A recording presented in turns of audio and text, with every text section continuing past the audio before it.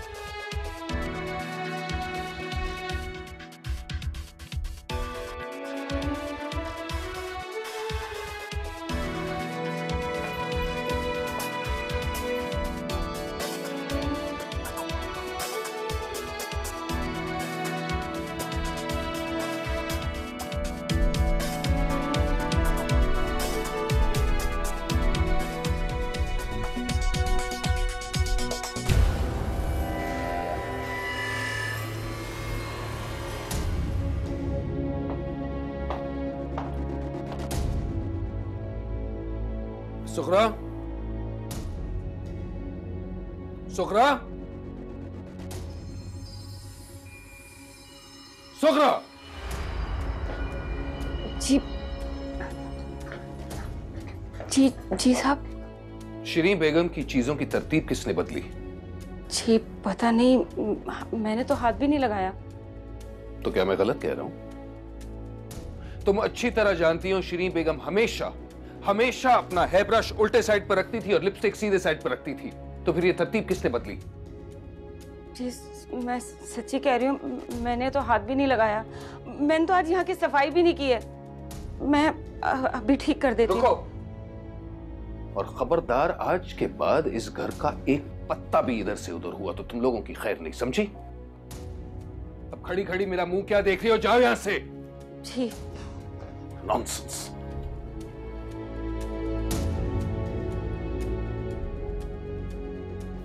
I am sorry Shiri, I am sorry. मैं इन लोगों को समझा समझा के थक गया हूं, पर ये लोग बाज ही नहीं आते। आई एम सॉरी। मैं जानता हूं तुम्हारा मूड खराब हो गया होगा।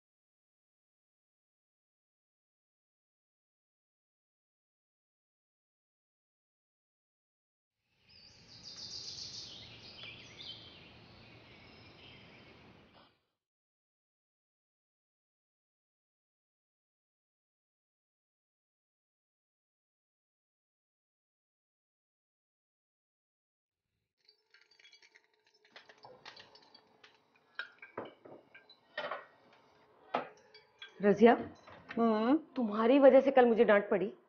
अरे तुम्हें क्या जरूरत थी उनके मामले में बोलने की? तुम्हें कितनी दफा समझाया है कि इस घर में बड़ी से बड़ी गलती माफ हो सकती है, लेकिन शीरी बेगम साहबा की मर्जी और पसंद के खिलाफ कोई गलती माफ नहीं हो सकती। अच्छा, और जो साहब ने खुद किया, हमने तो चीजें इधर उधर की हैं, लेकिन अब साहब खुद इधर उधर हो गए। अरे चुप कर जाओ, किसी ने सुन लिया ना तो फिर से शामत आ जाएगी। और अम्मा बेगम की तबीयत और मूड तो वैसे ही खराब है। छोड़ो अम्मा बेगम को। वैसे अम्मा बेगम ने ठीक नहीं किया, चाहे वो मालिक की बेटी हो या साहब की दूसरी बीवी है, तो इस घर की बहू ना उठा के सर्वेंट क्वार्टर में फेंक दिया। अरे रसिया, हमारे तुम्हारे लिए ये तमाशा नया नहीं है। अरे मैंने भी एक सास भुगती है, और तुम्हारी सास ने भी फूलों में तोल के नहीं रखा हुआ था तुम्हें। सारी सासें ऐसी ही होती हैं। ये तो सास की भी सास है, डबल सास। डबल सास? हाँ हाँ, शौहर की माँ सास होती है, और फिर शौहर की सास सास हुई, यानी कि डबल सास। चुप कर जाओ, मुझे नाश्ता बनाने दो। वैसे ना उस बेचारे ने कुछ खाया भी होगा या नहीं। तुम्हें बड़ी हमदर्दी हो रही है उससे। अगर इतनी हमदर्दी हो रही है तो जाओ, जाके दे आओ कुछ खाने के लिए, लेकिन ध्यान से। अम्मा बेगम को पता चल गया ना तो सुबह सुबह इज्जत अफजाई हो जाएगी। अच्छा, तुम नाश्ता ट्रे में लगाओ, मैं जाके देकर आती हूँ, ठीक है?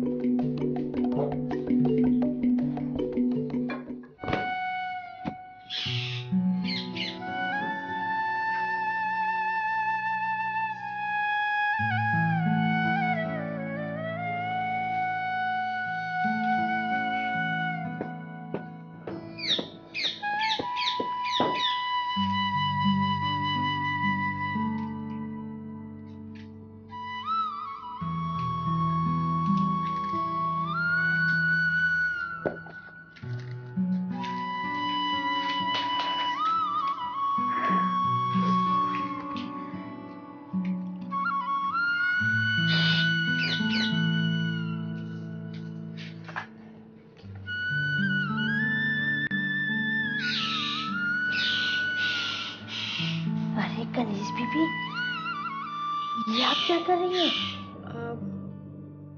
लगता है इस कमरे की कई दिन से सफाई नहीं हुई। अब यहाँ रहना है तो उसको रहने के काबिल तो बनाना पड़ेगा। अरे, तो आपको सारी जिंदगी यहाँ थोड़ी रहना है। मैं तो कहती हूँ आप जाके साहब जी को बता दें। मेरा ख्याल है कि साहब जी को पता ही नहीं कि अम्मा बेगम ने आपको यहाँ रखा हुआ है। मैं क्या कहूँगी उनसे जाके? यही कि आपको नौकरों के क्वार्टर में फेंका हुआ है। नहीं नहीं नहीं, ये तो मेरे अब्बा का क्वार्टर है। यहाँ तो मुझे बिल्कुल भी अजनबियत का एहसास नहीं होता, बल्कि जिन जगहों पे मुझे मजबूरी के तहत रहना पड़ रहा था ना, वहाँ मुझे बड़ा अकेलापन महसूस होता था। यहाँ तो मैं बहुत खुश हूँ। अच्छा, ये नाश्ता कर लो। मेरा रोजा है। रोजा? लेकिन अभी रमजान तो नहीं शुरू हुआ। नकली रोजा है, मन्नत मानी थी ना। असल में जब से मेरी शादी हुई है ना, तब से मैं दरबदर थी, कभी एक के आसरे तो कभी दूसरे के। अब्बा कहते थे कि अल्लाह ताला से कुछ मांगना हो ना तो उसे खुश करने के लिए इबादत की मन्नत मान लो। इसीलिए मैंने 100 शुक्राने के नफल और 1 शुक्राने का रोजा मान लिया था। अच्छा, ये मैं वापस लेकर जा रही हूँ, और शाम को आपके लिए रोजा खोलने के लिए कुछ लेकर आऊंगी, ठीक है? शुक्रिया।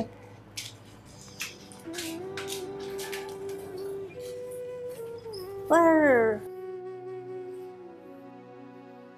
कनीज बीबी, यहाँ तो कुछ खाने के लिए भी नहीं था, तो आपने रोजा किससे रखा? और दूसरी ये कि हम लोग तो अम्मा बेगम के खौफ से रात को खाना भी लेकर नहीं आए, फिर आपने रोजे के टाइम क्या खाया? मैंने पानी से रोजा रख लिया था।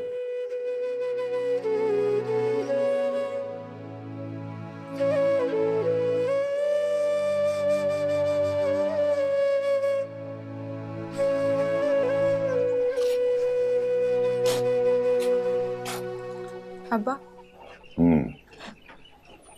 हाँ, शुक्र है अब्बा, आपकी नाराजगी खत्म हो गई।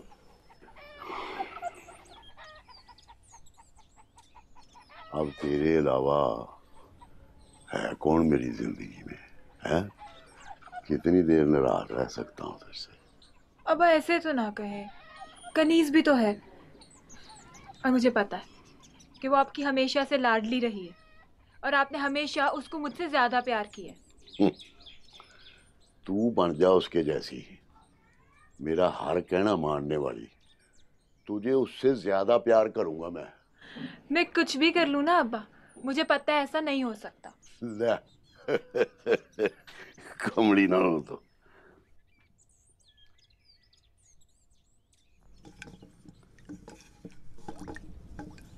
अच्छा ये बताएं, आप जा कहाँ रहे हैं? वो इस शहर जा रहा हूँ, कनीज को और साहब को खाने की दावत देने। वही रिवाज तो होता अगले दिन का, और हालात ही कुछ ऐसे थे। तो अब देखना, बरादरी वालों को तो नहीं पता ना, उन्होंने तो एक ही रट लगाई हुई है कि भाई तेरी बेटी और दामाद वापस नहीं आए खाना खाने। बस इसीलिए शहर जा रहा हूँ। अब्बा मैं भी चलूं साथ? ओ ना ना, तू यही रह, मैं तो आप डरते डरते जा रहा हूँ। कहाँ मेरा साहब जी और कहाँ ये मेरा गरीब सा घर। अब आप ये सोचना छोड़ दें, अब यही समझें कि आप अपनी बेटी और दामाद को बुलाने जा रहे हैं। वो यही सोच के तो मैंने हिम्मत की है। फिर ये भी ख्याल आता है कि भाई अगर शर्मा हजूरी में ना गया तो अगले ये ना सोचे भी कमी कमीन लोग हैं, इनको शायद रिवाजों का नहीं पता, या इतने गए गुजरे हैं कि बेटी दामाद को एक वक्त का खाना भी अच्छा सा नहीं खिला सकते। बात ये है कि देखो, तो पहले तो ये बात थी मेरे और साहब जी के दरमियान, अब तो पूरे शहर को इस शादी का पता चल चुका है। हाँ अब्बा, आप बिल्कुल ठीक कह रहे हैं। ऐसी छोटी छोटी बातों को तो लोग पकड़ लेते हैं। कल को वो लोग मेरी बहन को ताने ना दें कि तुम्हारे मैके वाले तुम्हें पूछते नहीं है या उनको रिवाजों का नहीं पता। आप बिल्कुल फिक्र ना करें, मैं ना बहुत अच्छा खाना बनाऊंगी जैसे शहरों में बनता है। मैं ना चाचा को, ताया को, फुप्पी को, सबको बता के आती हूँ कि कन्नी सारी है। हाँ, जानता है।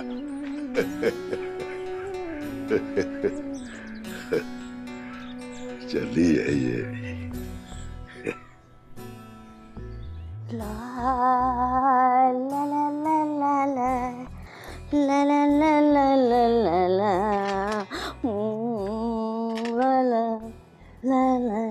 ला ला ला ला ला। रजिया, जी बेगम साहब। खामोशी से काम नहीं होता तुमसे? जी। कान खोल के बात सुनो। मैंने सदके न्याज के लिए देगे मंगवा दी हैं, आस पड़ोस के सारे मुलाजमों को बता दिया है, ड्राइवर को भी कह दिया है कि बस्ती में जाके गरीब लोगों को खाना पहुंचा दे। अब याद रखना, गेट पे आज जो भी भिखारी आए उसे खाली हाथ ना जाने देना। जी अम्मा बेगम।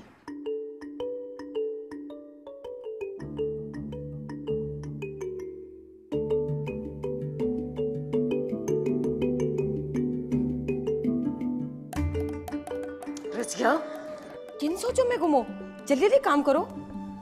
मैं ये सोच रही हूँ कि ये बड़े लोग भी कितने उल्टे दिमाग के मालिक होते हैं। अरे दूर दूर से गरीब लोगों को 500-600 को बुला के तो खाना खिलाएंगे, लेकिन अपने ही घर में अपनी ही बहू कल से भूखी प्यासी पड़ी है। 500-600 लोगों का खाना खिलाने का इनको सवाब मिलेगा, या अपने ही घर में एक मासूम बच्ची को भूखा रखने का गुनाह। तुम ना खामोश रहा करो और अपने काम पर ध्यान दो। इसका ना काम के अलावा सब बातों में ध्यान रहता है।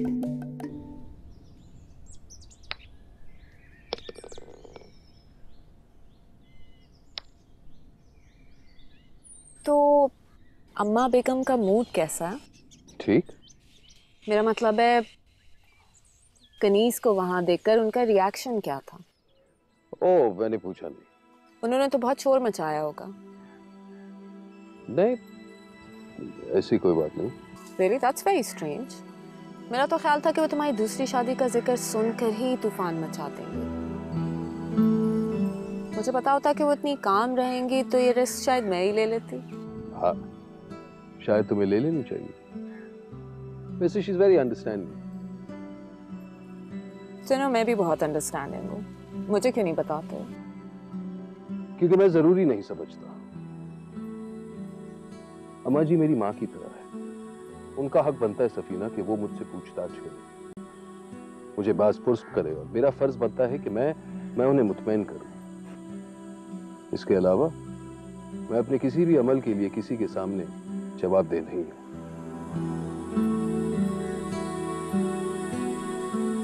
Excuse me.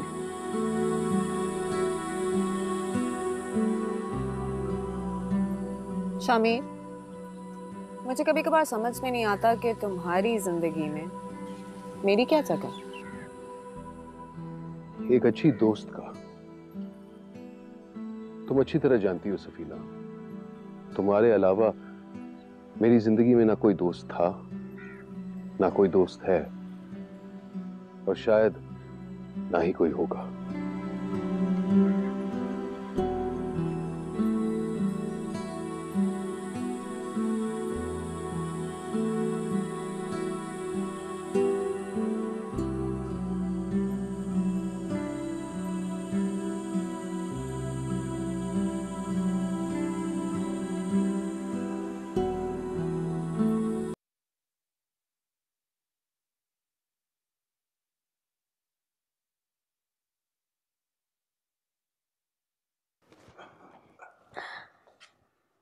अरे अरे, आप यहाँ कहाँ आ रहे हैं अंदर? वो मैं अपनी बेटी कनीज से मिलने आया हूँ। वो अच्छा। रजिया, सोहरा, वो माली आया है। अरे अब क्या करें? भगाओ इसे यहाँ से। तुम्हें पता है ना, अम्मा बेगम व्हील चेयर पर बैठ के घर की चौकीदारी करती हैं। उन्होंने देख लिया तो तुम्हारी शामत आ जाएगी। आए हाय, बेचारा इतनी दूर से आया है अपनी बेटी से मिलने, मैं ऐसे कैसे कह दूं? तो हम क्या करें? लेकर जाओ उसकी बेटी के पास। वो कौन सा यहाँ पर रहती है? जाओ जल्दी से, जाओ।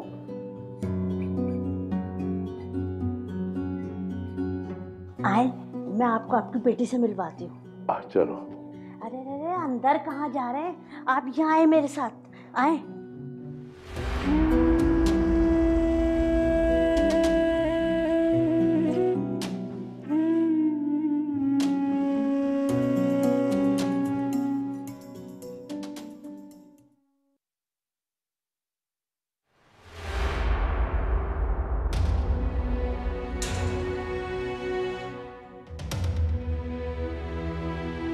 अस्सलाम वालेकुम अब्बा।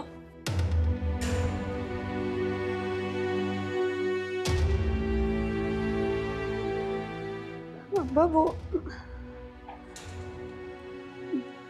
वो मैं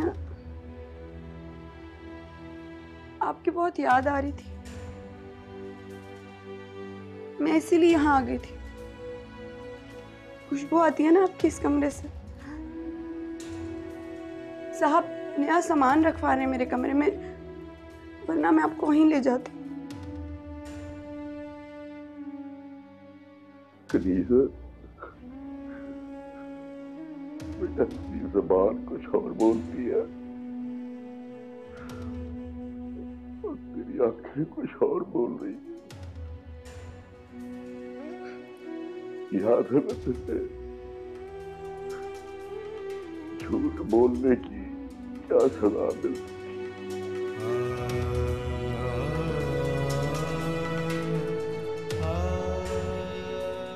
अब झूठ नहीं बोलूंगी।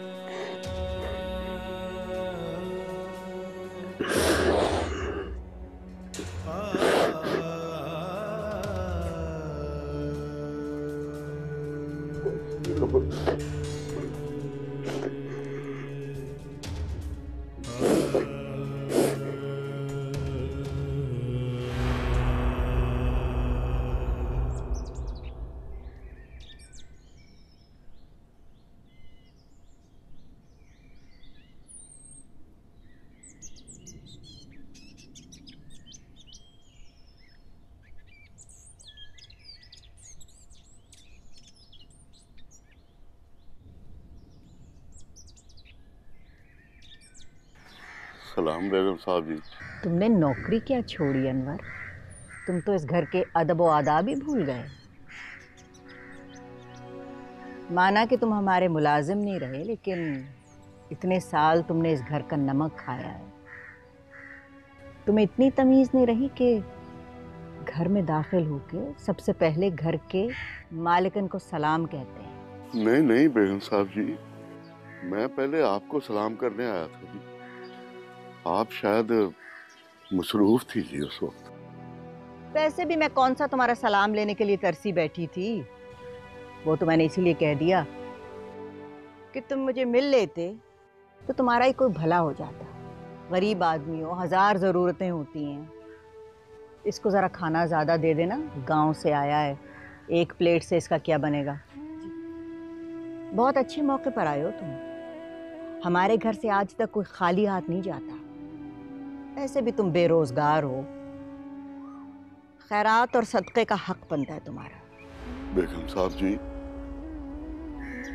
जब तक मेरे हाथ पैर सलामत है ना जी,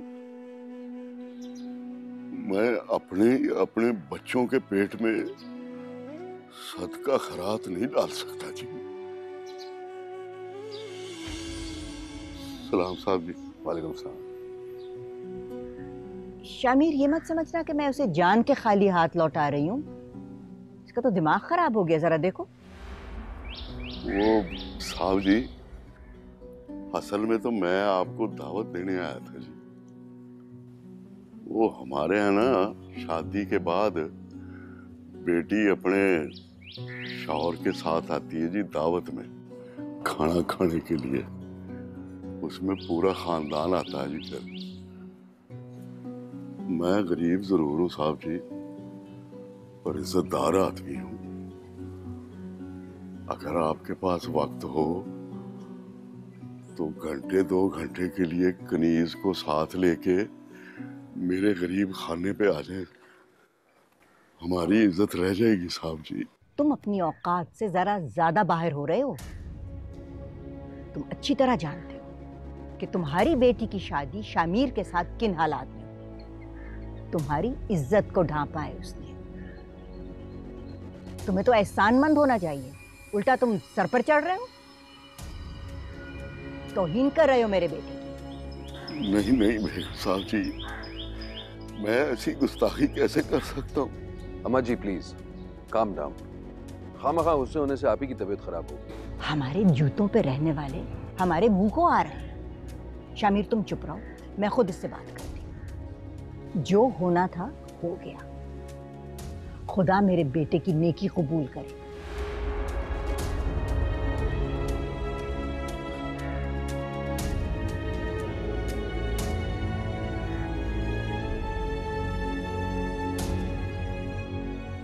अली बाबा,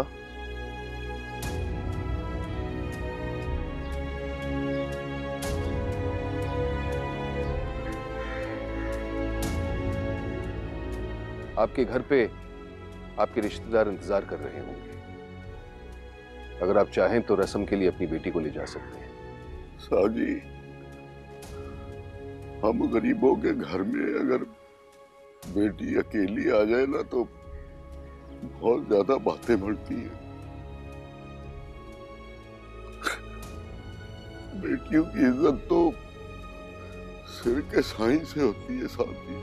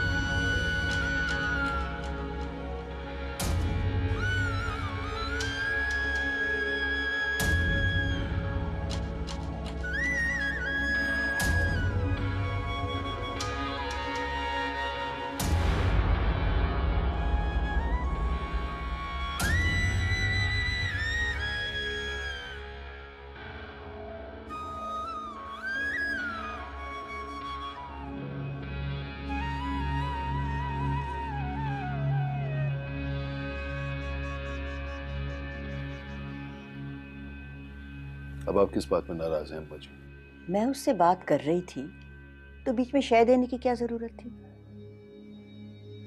मैं जानती हूँ उन लोगों को उनकी औकात के मुताबिक उनके मकाम पे कैसे रखा जाता है। तुमसे एक गलती हो गई सो हो गई, अब गलती पे गलती तो मत करते जाओ। अब मुझसे कौन सी गलती हो गई अम्मा जी? मैंने उनकी दावत तो कबूल नहीं की। और तुम्हें कबूल करनी भी नहीं चाहिए थी, क्योंकि वो तुम्हारे शायान ईशान नहीं थी। बल्कि तुम्हें तो उन लोगों को एहसास दिलाना चाहिए था कि तुम्हें दावत दे के उन्होंने तुम्हारे साथ गुस्ताखी की है। बल्कि मैं पूछती हूँ कि उस लड़की को साथ ले जाने की बात ही क्यों की तुमने? वैसे आप क्यों नहीं चाहती कि वो जाए? कल तक तो आप उसके इस घर में आने की मुखालफत कर रही थी और सडनली चंद घंटों में आपकी इतनी अजीज बन गई कि आप उसे जाने ही नहीं देना चाहती। कैसी बातें कर रहे हो? मेरा उस लड़की से क्या ताल्लुक? मैं तो ये जानती हूँ कि तुम्हारी इजाजतों के साथ उसकी हिम्मत और बढ़ेगी और आए दिन वो एक नई फरमाइश और एक नया मुतालबा लेके तुम्हारे सामने आ जाएगी। और वैसे भी जब तुम तय कर चुके हो कि इस लड़की को यहाँ रहना है तो इसे इस घर का आदी हो जाना चाहिए। आए दिन मैके भागी भागी जाएगी ना तो उसके कम जात मैके वाले हम लोगों से ताल्लुक बढ़ाने की कोशिश करेंगे। लेकिन अम्मा जान, मैं तो सिर्फ... देखो, तुमने ये मामला मेरे सुपुर्द किया था और मुझे पूरा इख्तियार दिया था कि मैं जो चाहूं करूं। अब क्या ये इख्तियार मुझसे वापस ले रहे हो? कैसी बातें कर रही हैं अम्मा जी? मेरी ये मजाक?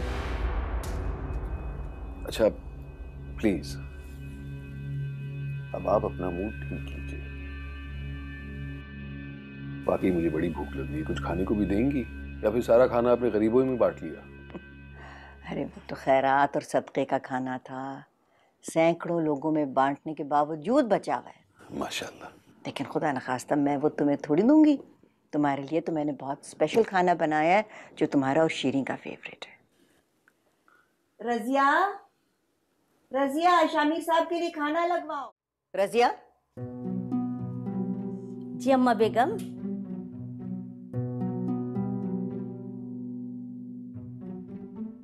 टेबल पे लगाने के बजाय ये खाना कहाँ लेके जा रही हो? बेगम साहिबा के लिए। कौन सी बेगम साहिबा? जी वो नई दुल्हन के लिए। इधर आओ, इधर आओ, करीब आ, और करीब।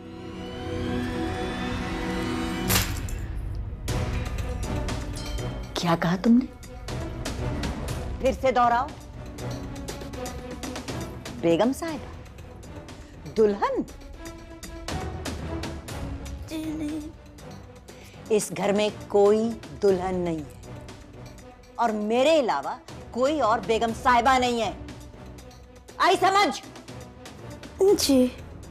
और उसके लिए बाहर लंगर से सदके का खाना लेके जाओ। दफा हो जाओ यहां से।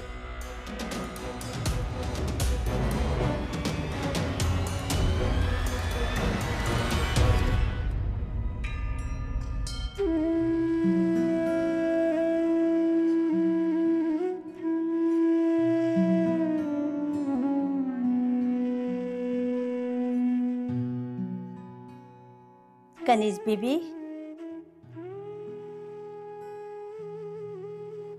मेरे अब्बा चले गए क्या? कब के? बल्कि अब तो गांव पहुंचने वाले होंगे। अच्छा, मुझे लगा कि वो बाहर काम कर रहे होंगे। असल में उन्हें बहुत प्यार है ना पेड़ पौधों से, फूलों से। जी जी। कनीज बीबी, वैसे तो रोज़ा खुलने में देर है, लेकिन पता नहीं फिर मैं आ सकूं या ना आ सकूं। ये मैं लंगर के खाने में से लेकर आई हूँ। मैं यहाँ रख देती हूँ, आप मगरिब पे इफ्तार कर लीजिएगा, ठीक है?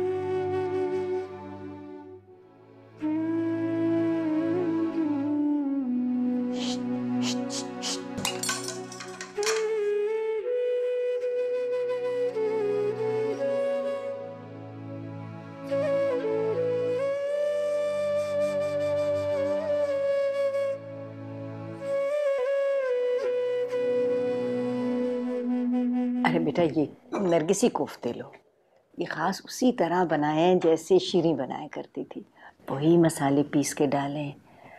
खुशबू तो इनमें से वैसे ही आ रही जैसे शीरीं के हाथ के पकाए हुए खानों में से आती थी। लो। जी आप ले। मैं लेती हूँ।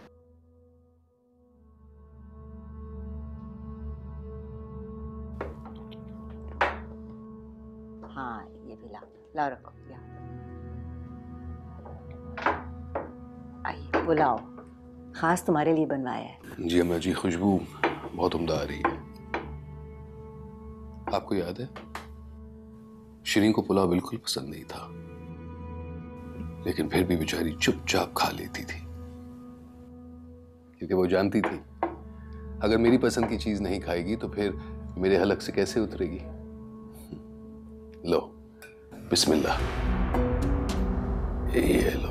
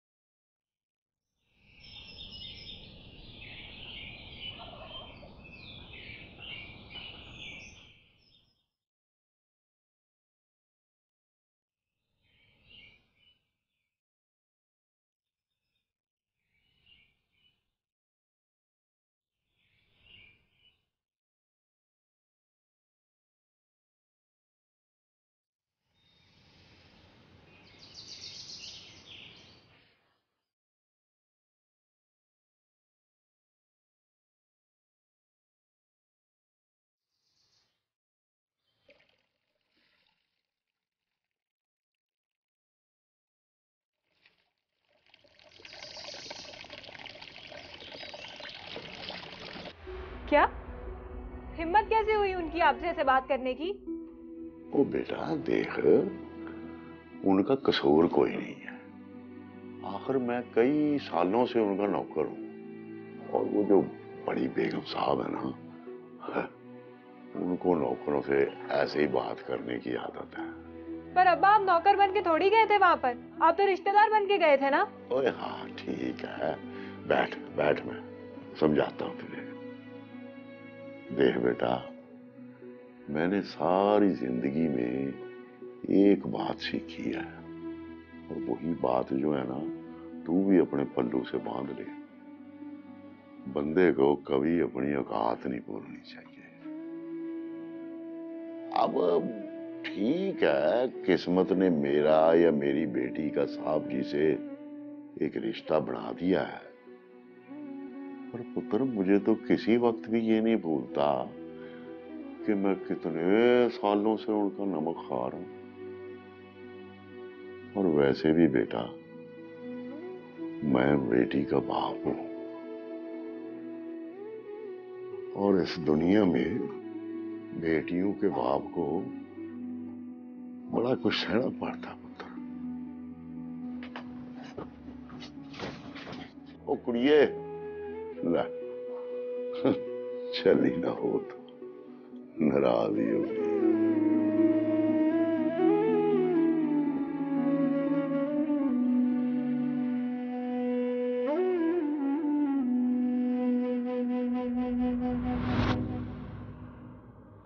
नैनों से नैनों का रिश्ता है बरसों का, ये है जियो